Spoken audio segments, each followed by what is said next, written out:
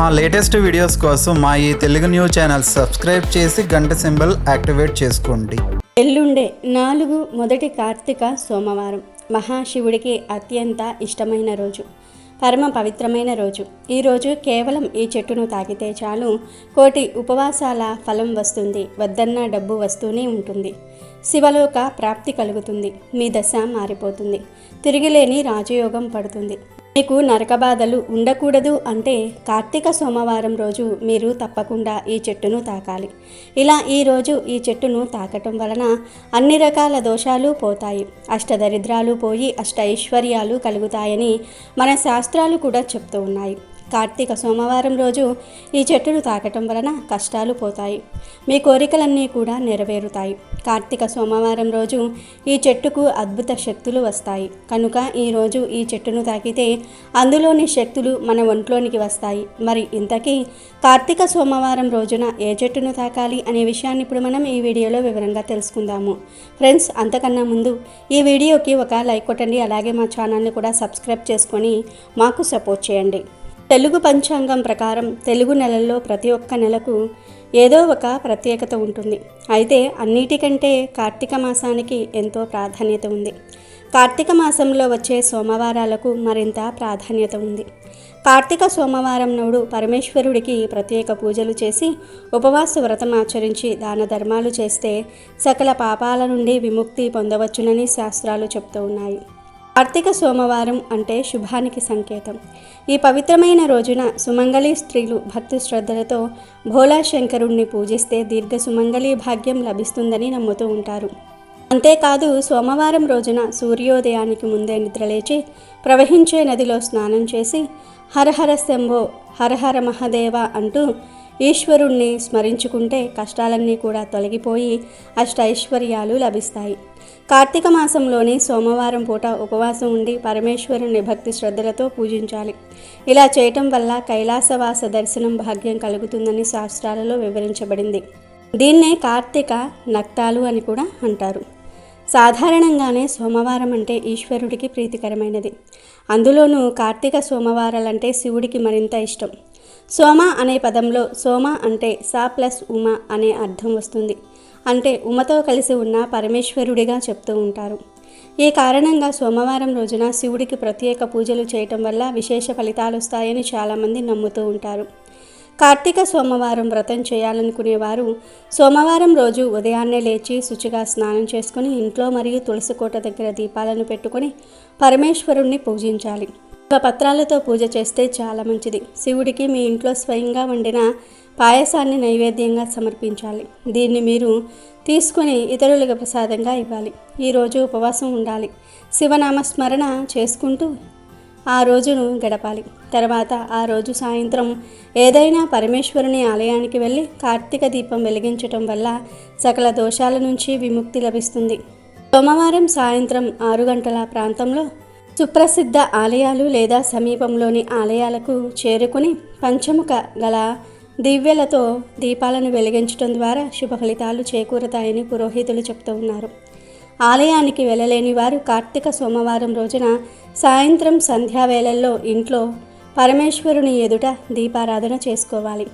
ఇలా చేయటం వల్ల ఇంట్లో డబ్బు ఆహారం కొరత అనేదే రాకుండా నిత్యం సుఖశాంతులు సిద్ధిస్తాయి. కార్తీక సోమవారం గురించి కార్తీక పురాణంలో ఎంతో చక్కగా వివరించారు.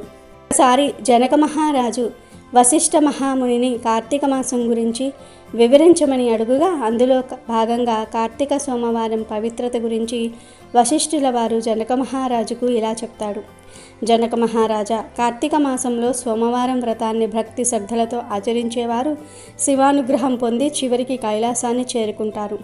కార్తీక మాసంలో వచ్చే ఏ సోమవారం రోజైనా సరే స్నాన జపాదులను ఆచరించిన వారు 1000 అశ్వమేధ యాగాలను చేసిన ఫలితాలను పొందుతారు. కార్తీక సోమవారం రోజు ఈ 6 పద్ధతుల్లో ఒక పద్ధతిలో కార్తీక సోమవార వ్రతాన్ని ఆచరించిన వారి జన్మ ధన్యమవుతుందని వివరించారు.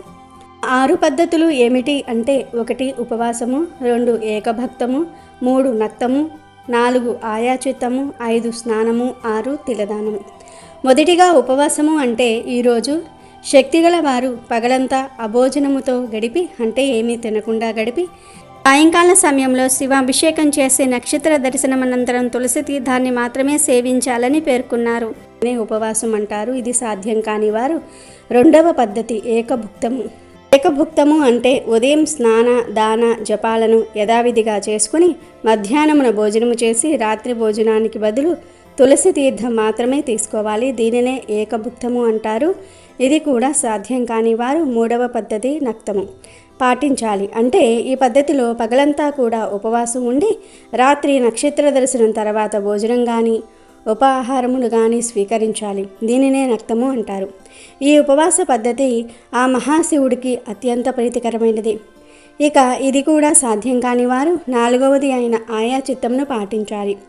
ఆయాచిత్తము అంటే భోజనానికి తాము ప్రయత్నించకుండా ఎవరైనా వారికి వారుగా పిలిచి పెడితే మాత్రమే భోజనం చేయడాన్ని ఆయాచిత్తము అంటారు. ఇది కూడా సాధ్యం కాని వారు ఐదవ పద్ధతి అయిన స్నానం ఆచరించాలి. అంటే ఈరోజు స్నానం చేసి ఆహార నియమాలు పాటించకుండా శివ పంచాక్షరి మంత్రాన్ని పఠించాలి. ఇక ఇది కూడా సాధ్యం కాని వారు ఆరవ పద్ధతి అయిన తిలాదానం చేయవలెను. తిలాదానము అంటే మంత్రజప విధులు కూడా తెలియని వాళ్ళు ఈరోజు నువ్వులను ఒక సద్బ్రాహ్మణుడికి దానం చేసినా సరిపోతుంది. దీనినే తిలాదానం అంటారు. ఈ 6 పద్ధతుల్లో ఈరోజు ఏదో ఒకటి ఖచ్చితంగా ఆచరించాలి. ఏ పద్ధతిని కూడా ఈ కార్తీక సోమవారం నాడు ఆచరించకుండా ఉంటే వారు 8 యుగాల పాటు కుంభీపాక రౌరవాది నరకాలను పొందుతారని జనక మహారాజుకు వశిష్ఠుల వారు చెప్పారు. అంతేకాదు కార్తీక మాసంలో వచ్చే ప్రతి సోమవారం నాడు పగలంతా ఉపవాసం ఉండి రాత్రి నక్షత్ర దర్శనం అనంతరము మాత్రమే భోజనం చేస్తూ ఆ రోజంతా ఓం నమ శివాయ అనే పంచాక్షరి మంత్రాన్ని జపిస్తూ ఉంటే తప్పనిసరిగా శివానుగ్రహం కలిగి అష్టైశ్వర్యాలు భోగభాగ్యాలు కలిగి శివ సాయుధ్యాన్ని పొందుతారని వశిష్ఠ మహాముని జనక మహారాజుతో చెప్పాడు. ఇక ఎంతో పవిత్రమైన ఈ కార్తీక సోమవారం రోజున మీరు ఈ చెట్టును తాగితే చాలు మీ దశ మారిపోతుంది, నరక బాధలు పోతాయి, కైలాస ప్రాప్తి కలుగుతుంది, 1000 సంవత్సరాలు శివలోకంలో జీవిస్తారు, ధనలాభం కలుగుతుంది, కోట్ల వర్షం కురుస్తుంది అని శాస్త్రాలు చెప్తూ ఉన్నాయి. హిందువులు అన్ని జీవుల్లోనూ కూడా దేవుణ్ణి చూశారు. అందువల్లనే ఆవులు వంటివి పూజనీయ జంతువులయ్యాయి. అలాగే కొన్ని పర్వతాలు పుణ్యస్థలాలయ్యాయి, కొన్ని నదులు పుణ్య నదులయ్యాయి. వాటికి ఆ పవిత్రత ఏ విధంగా వచ్చిందో వివరించే కథలు కూడా ఉన్నాయి. అలాగే చెట్లల్లో కూడా దేవుణ్ణి చూశారు. కొన్ని చెట్లను దేవతా వృక్షాలన్నారు. నిజానికి చెట్లు భూమి మీద సౌరశక్తిని గ్రహించుకునే కేంద్రాల్లో ముఖ్యమైనవి. అవి మనకు కాయలు, పండ్లు, పువ్వులు, ఔషధాలు ఇవ్వటంతో పాటు వంట చెరుకు వంటివి ఇచ్చి మానవాళి మనుగడకు ఎంతగానో తోడ్పడుతూ ఉన్నాయి. అయితే చెట్లకు కూడా మనుషుల మాదిరి ఆనందము, బాధ వంటివి ఉంటాయని మనువు పేర్కొన్నారు. ఈ విషయం ఆధునిక విజ్ఞాన శాస్త్రరీత్యా కూడా నిరూపితమైంది. భారతీయ ఋషులు సైతం కొన్ని వృక్షాలను పవిత్రమైనవిగా పేర్కొన్నారు. ప్రత్యేకించి కార్తీక సోమవారం నాడు మారేడు చెట్టును తాకితే చాలు శివ అనుగ్రహం కలుగుతుంది, కష్టాలన్నీ కూడా పోతాయి, మీ జీవితం అద్భుతంగా మారుతుంది. ఎందుకంటే కార్తీక సోమవారం నాడు మారేడు చెట్టుకు విపరీత శక్తులు వస్తాయి. మారేడు చెట్టులోని ధాతువులు యాక్టివేట్ అవుతూ ఉంటాయి. కనుక ఈరోజు మారేడు చెట్టును తాకితే ఒంట్లోని దోషాలు, రోగాలు, నెగిటివ్ ఎనర్జీ పోతాయి. మీకు తిరిగిలేని రాజ్యయోగం పడుతుంది. మీకు ఉండే ధన సమస్యలు, కష్టాలు పోతాయి. కనుక కార్తీక సోమవారం రోజు మీకు ఎక్కడ మారేడు చెట్టు కనిపించినా ఆ చెట్టుకు చెంబుతో కొన్ని నీళ్లు పోసి తర్వాత మారేడు చెట్టు చుట్టూ కూడా 3 ప్రదక్షిణాలు చేయండి. ఆ తర్వాత మారేడు చెట్టును 11 సార్లు తాకండి. అలా తాకేటప్పుడు మనసులో మీ కోరికను చెప్పుకోండి. అలా చెప్పుకోవటం వలన మీ కోరిక త్వరగా నెరవేరుతుంది. ఇలా మారేడు చెట్టును తాకిన తర్వాత ఆ చెట్టు కింద ఒక మట్టి ప్రమిదలో ఆవు నెయ్యి లేదా నువ్వుల నూనె పూసి 3 వత్తులు వేసి దీపం 1 పెట్టండి. తర్వాత కాసేపు మారేడు చెట్టు దగ్గర కూర్చోండి. మారేడు చెట్టు నుంచి వచ్చే గాలిని పీల్చండి. అలా పీల్చటం వలన మీకేమైనా రోగాలు, బాధలు ఉంటే పోతాయి. ఇదంతా చేసే టైం లేదు అనుకునేవారు కార్తీక సోమవారం రోజు జస్ట్ మారేడు చెట్టును తాకినా చాలు. అందులోని అద్భుత శక్తులు మీ శరీరంలోనికి ప్రవేశించి మీ దశ మారిపోతుంది. సకల దేవతల అనుగ్రహం లభిస్తుంది. పరమేశ్వరుడి అనుగ్రహం లభిస్తుంది. మీ శరీరానికి మంచి పాజిటివ్ ఎనర్జీ వస్తుంది. మీ కష్టాలు, బాధలు పోతాయి. తరతరాలకు తరగని ఐశ్వర్యం కలుగుతుంది. అంతేకాదు ఇలా కార్తీక సోమవారం నాడు మారేడు చెట్టును తాకటం వలన చెట్టు మనల్ని నరకం నుండి తప్పిస్తుంది. కనుక మరణించాక నరక బాధలు ఉండకూడదు అనుకుంటే తప్పనిసరిగా కార్తీక సోమవారం రోజు మారేడు చెట్టును తాకాలి. మారేడు చెట్టు మహిమను గురించి శివపురాణం వివరిస్తుంది. సృష్టిలో మారేడు చెట్టుకు ఒక గొప్పతనం ఉంది. అది ఏమిటి అంటే పువ్వు పుయ్యకుండా కాయ కాస్తుంది.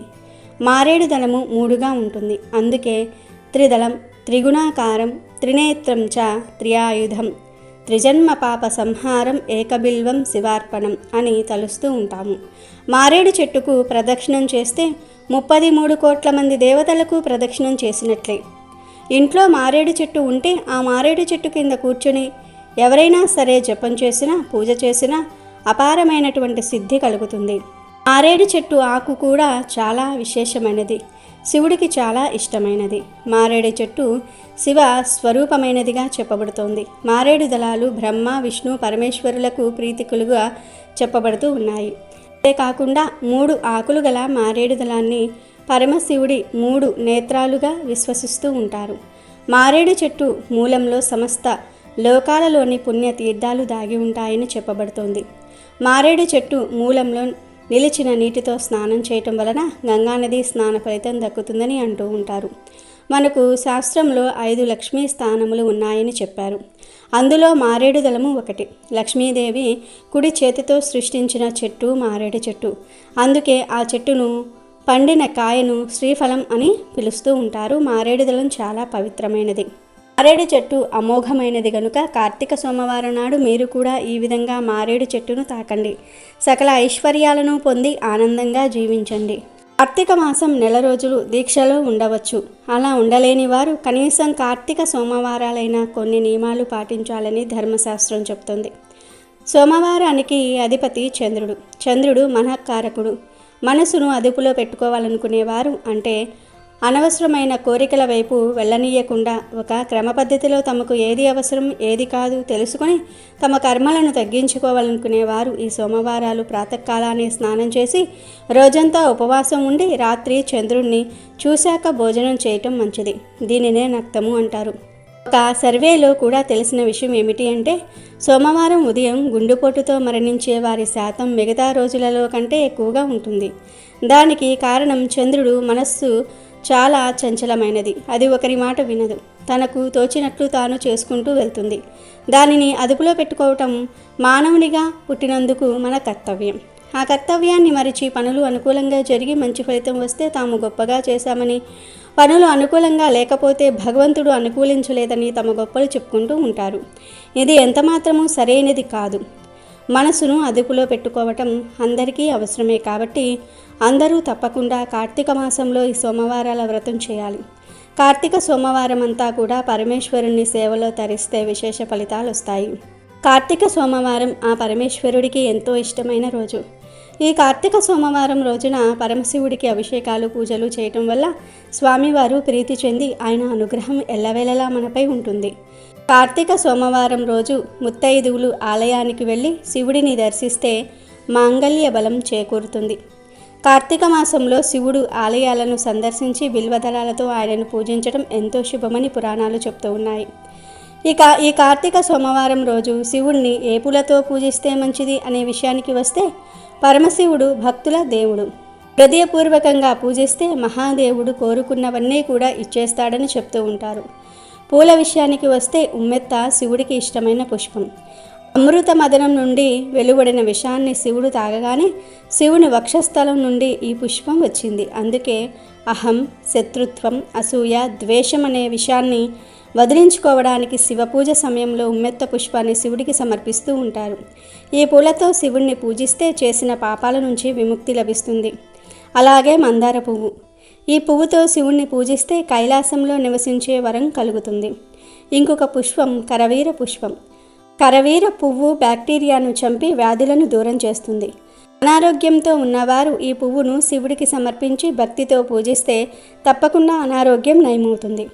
అలాగే శివుడికి మల్లె పువ్వులను సమర్పిస్తే మీ ఇంట్లో ఐశ్వర్యము, సంపదలు పెరుగుతాయి. అలాగే శివుడిని గులాబీ పూలతో, తామర పువ్వులతో, నల్ల కలువ పూలతో పూజించటం వల్ల 5 మహాపాపాలు తొలగిపోతాయి. పూర్వకాలంలో కాశ్మీర్ దేశంలో ఒక బ్రాహ్మణుడు ఉండేవాడు. అతడు పురోహిత వృత్తిని చేపట్టి తన కుటుంబాన్ని పోషించుకుంటూ ఉండేవాడు. అతనికి చాలా రోజులకి ఒక కుమార్తె జన్మించింది. ఆమె పేరు స్వాతంత్ర్య నిష్ఠరి. తండ్రి ఆమెను సౌరాష్ట్ర దేశీయుడైన మిత్ర శర్మ అనే ఒక సద్బ్రాహ్మణ యువకుడికి ఇచ్చి పెళ్లి చేశారు.